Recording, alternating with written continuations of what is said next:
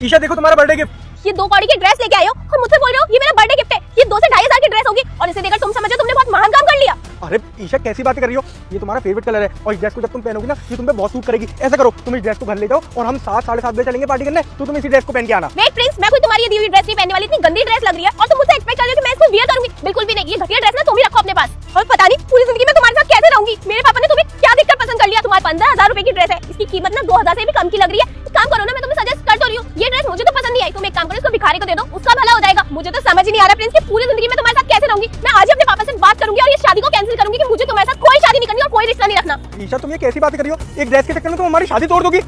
वाह वाह क्या बात है। अरे भाई ये तोड़ने फोड़ने की बात कहाँ से हो रही है। ओहो ब्यूटीफुल, जैसी हमारी बिटिया ब्यूटीफुल है इतना ही शानदार ये वाह गिफ्ट। पापा क्या बोले जा रहे हो आप? ये ड्रेस मुझे बिल्कुल भी पसंद नहीं है। और क्या देखकर आपने प्रिंस को सिलेक्ट किया मेरे लिए? आपने बिल्कुल भी देखा नहीं कि कैसा लड़का है और मैं इससे अच्छा डिजर्व करती हूँ। अरे भाई एकदम हष्ट पुष्ट है, बहुत अच्छा कारोबार है, कमाता है ठीक ठाक, फिर क्या दिक्कत है।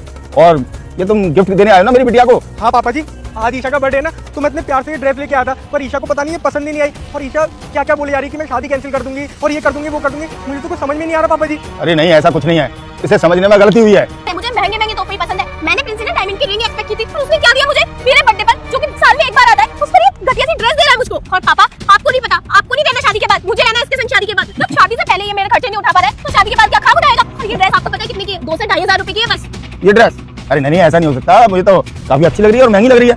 बहुत बढ़िया ईशा, बहुत बढ़िया।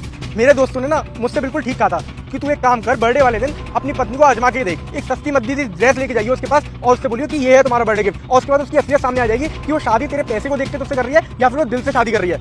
ये देखो ईशा, इस ड्रेस के पीछे ना मैंने बहुत सारे नोट चिपका रखे थे और ये सारे के सारे नोट ना तुम्हारे ही होने वाले थे। और ये नोट मैंने इसलिए चिपका रखे थे क्योंकि मुझे ही मालूम था कि तुम मुझसे एक डायमंड की रिंग एक्सपेक्ट करती हो। और मैंने सोचा था कि ड्रेस लेने के बाद जब घर जाके तुम इस ड्रेस को खोलोगे तब तुम्हें नोट दिखाई देंगे और तुम मुझे फोन करोगे, फिर मैं तुम्हें बताऊंगा वो सारे के सारे नोट बेबी ड्रेस में से निकाल लो और जाके डायमंड की रिंग ले लो अपनी पसंद से, या फिर हम दोनों साथ में जाके डायमंड की रिंग लेंगे। पर मुझे क्या मालूम था कि उससे पहले ही तुम्हारी पूरी हकीकत मेरे सामने आ जाएगी कि तुम्हें सिर्फ और सिर्फ पैसे से मतलब है, आदमी की फीलिंग से कोई मतलब नहीं है तुम्हें। शादी से पहले तुम्हारी असलियत मेरे सामने आ गई। शादी हो जाती तो मेरा क्या ही होता।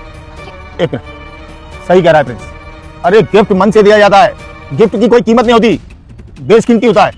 अब तुमने गिफ्ट की कीमत लगा दी, मुझे ये उम्मीद नहीं थी बेटा। मेरे भगवान शनिदेव, तुम शनि ग्रह से परेशान हो, सब ठीक कर देंगे। इसके लिए तुम्हें एक काम करना होगा, इस वीडियो को लाइक, चैनल को सब्सक्राइब और अपने 5 मित्र को शेयर करना होगा। इतना करते ही अगले शनिवार को तुम्हारी मन की इच्छा पूरी हो जाएगी। और कमेंट में जय। पर मैंने सोचा था एक छोटा सा उसका टेस्ट ले लूं, पर मैंने देख लिया कि जो मेरे दोस्त बोलते थे ना अंकल जी, वो बात बिल्कुल सच निकली कि ईशा सिर्फ और सिर्फ पैसों के चक्कर में मुझसे शादी कर रही थी। ईशा आज के बाद ना मुझे कॉल और मैसेज करने की तो कोई भी जरूरत नहीं है। और अंकल जी मैं अपने पापा से बात कर लूंगा और इस रिश्ते को अब मुझे नहीं रखना, मैं कोई शादी नहीं करने वाला ईशा से। अरे बेटा बेटा